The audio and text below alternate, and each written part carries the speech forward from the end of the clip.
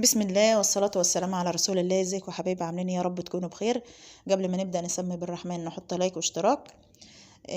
صباح العسل، صباح الفل، صباح الياسمين على أحلى متابعين يوميات سهور في الريف. بشكركم جدا جدا حبايبي واخواتي وكل حاجة حلوة في الدنيا. بشكركم جدا جدا على وقفتكم جنبنا ودعمكم لينا، ووقفتوا جنبنا في كل حاجة بعد ربنا طبعا. طبعا احنا عملنا روتين من أول اليوم كده. قمت الصبح حمدنا ربنا وصلينا، وقلت ايه اعمل روتين في الاوضه المعتبره اللي انتوا شايفينها دي اوضتي يا جماعه. الاوضه ديت بتاعتي اني بحب اعمل فيها روتين كل اسبوع. يعني بحب النظافه، بحب يعني كده زي ما انتوا فاهمين يعني. طبعا انا عارفه كل واحده بتعمل روتين في بيتها، وكل واحده منظفه بيتها زي ما انتوا عارفين. بس مش عيبه لما احنا نشجع بعض كده ونشكر بعض ونقف جنب بعض ونحط قلبنا على قلب بعض كده، ونعمل كل حاجه جميله كده مع بعضنا. بسم الله ما شاء الله. طبعا انا قلت لي انا اعمل روتين النهارده. عشان ايه؟ عشان ابدا بقى ان انا امسح الاوضه دي مسحه كويسه كده. وطبعا اخويا السيد كان عايز يحضر معايا برضو، عشان هو كان كان عاملها معايا قبل كده وصورته وطلع برضو معايا في الفيديو. قال استني يا ساره، قلت له لا، انا روح انت شغلك، اتوكل على الله وانا ايه اعملها على مهلي كده. قال عشان نبقى مع بعض زي كل مره. وقلت له ما انت شغلك، انا مش هعطلك عن شغلك يا سيد، ربنا يعينك ويقويك يا رب ويسعدك. انا هعمل انا الروتين النهارده وتوكل على الله. هو دايما عايزني في كل حاجه بعملها، عايز يبقى معايا يا جماعه والله. السيد عندنا مش متكبر، لا ده متواضع. يقول لي عادي يا سوره ابقى معاكي في اي شقه من اولاد اخواتي عادي. قلت له لا، برضه بطلع من وراها اعمل روتين في الشقه. وهو بيزعل، يعني هو عامه بيزعل، يقول لي لا خليني ابقى معاكي مره. قلت له المره الجايه نبقى نتفق كده يوم جمعه وانت قاعد اجازه، ويا سيدة تبقى تكنس معايا وتعمل معايا كل اللي انت عايزه. هو عايز اللي هو يعمل معايا روتين مره يعني. كان عاملها معايا في الاوضه دي بس من زمان، كان فيديو كنت منزلاه بس من فتره كده، مش قريب ولا حاجه، كانت من فتره يعني. اه، كل حاجه سهله وكل حاجه بسيطه. انا يعني عشان بنضفها على طول وبعمل فيها روتين على طول، دايما المكان نظيف. مش بخليه اللي هو يعني لما بغيبه كده، لا انا دايما كده على طول. وهجيب بقى امسحها حلوة، اغسلها غسلة معتبرة كده، يعني انضف المكان زي ما انتوا شايفين.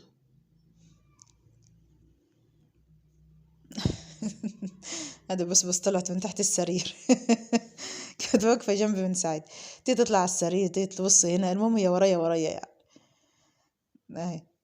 تطلع على البرندة وتيجي تطلع من فير السلم وتيجي، المهم هي في الحالتين لو انا واقفة فين بتيجي ورايا برضه. اهي. هي عايزة تمسك الفيش. هي اهم حاجة عندها الفيشة يا جماعة. اه، ده منه صب ومنه مسجل، يعني منه ماشي في الاتنين يعني. وفلاشة بتتحط فيه، يعني ماشي مع الحالتين يعني. اه، طبعا التلفزيون ده ما كانش ليه مكان في اوضه الجلوس بره، كنا حاطين واحد كبير شويه. جبته بقى حطيته في اوضه النوم، يعني بشغله كده وبيبقى حلو في اوضه النوم. بدل ما اروح اوضه الجلوس، لا لو انا قاعده فيها لوحدي بس شغله، يعني موجود على طول كده احسن. غسلتها غسله معتبره، هي اتمسحت يعني.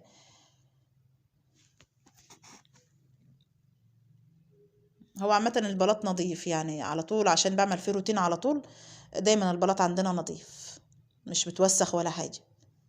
اهو، كنستها الاول وبعد كده ايه جبت بقى المسحوق بتاعه وقمت جايه ايه مسحها مسحه مظبوطه زي ما انتوا شايفين كده. لا النظافه حلوه والله يا جماعه، النظافه حلوه جدا جدا يعني. انا ما بصورهاش على طول يعني، انا بس حبيت النهارده اصورها وانزلها معايا على الصفحه. دايما على طول بعمل فيها روتين، احس ان المكان نظيف والمكان كويس. بسم الله ما شاء الله. اهو، طبعا السجادة دي انا غسلتها فوق، فضلت يجي كام يوم بس انا ما صورتهاش برضو. مش هكدب عليكم يعني. فضلت فوق يجي كام يوم كده، ولما نشفت نزلتها بقى لأ انا ايه عايزة افرش وكده. الحاجة النظيفة نظيفة.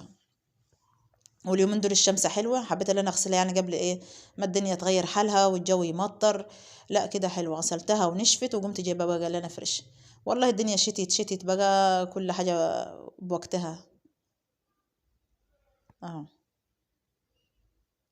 طبعا الطقم ده انا كنت عيناه، يعني حبيت ان انا اطلعه بقى هعينه لايه. يعني بحب ان انا افرش السرير اي حاجه، مش بعين حاجه. يعني كنت بحط فيه المناسبات وكده، لا يبقى كده احسن، وقتها ربنا يحلها. أي. عندنا شلت الميلي كلها عشان هتتغسل، وقلت بقى لا اطلع الطقم الجميل اللي انتوا هتشوفوه دلوقتي ده، اللي انا افرشه برضو على السرير. هو اللي عاجبني في الطقم ده ذوقه جميل وشكله جميل جدا، حلو خالص.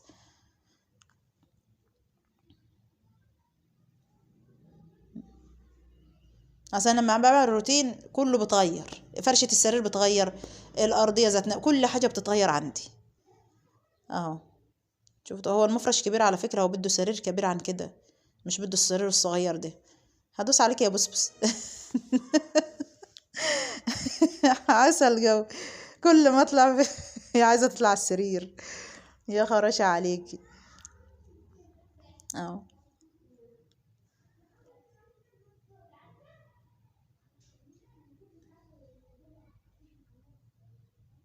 هو بده يعني ايه كمان المفرش كبير. هو كنا جايبينه على اساس يعني ايه لو حطينا على سرير كبير قوي يجي على قده، بس اجى السرير ده صغير 120، المفرش عايز كمان سرير كبير يعني.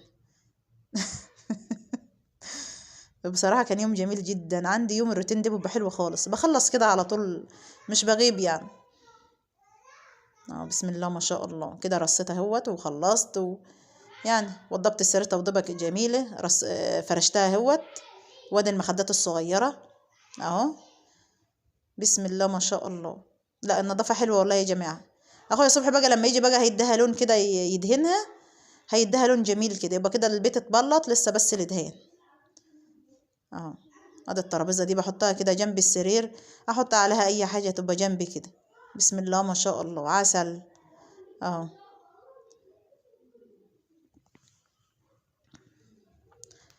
وامي بقى قالت احنا كده انت خلصت يا سور تعالي بقى. قلت لها ليه؟ جت تعالي عشان تعمل لنا كيسين مكرونه يعني نتغدى بهم النهارده.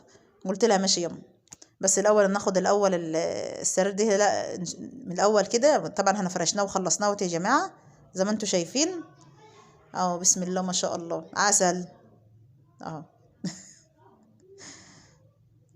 طبعا هطلع بقى عشان اعمل ايه كيسين المكرونه بتوع امي اهو. هي عايزه تتغدى مكرونه النهارده اه. بسم الله ما شاء الله، بحط الزيت على الجد كده، ما بكترش زيت يعني. وطبعا دجيت راس توم، حطينا عليها الملح ودجيناها، وقلت اللي انا بقى ايه اجلمها، لازم المكرونه يا جماعه بتوم، مش تنفع ببصل يعني، المكرونه بالذات بتبقى بتوم. بسم الله ما شاء الله. وعصرت الطماطم، طلعت الطماطم برضو من على بيت كده من الفريزر لما فكت، وضربتها في الخلاط واتعصرت اتصفت يعني. وادي بطاطس اهيت برضو هنعملها مع المكرونه يعني، هتبقى أكلة ريفية حلوة كده، أكلة بسيطة بس جميلة جدا، أحسن من اللحمة والفراخ، حاجات جميلة كده. اللهم صل على حضرة النبي اهو. وادي الطماطم اهي حلوة خالص، بسم الله ما شاء الله اهي. التجلية بالذات ما بتاخدش أي حاجة، في لحظة كده.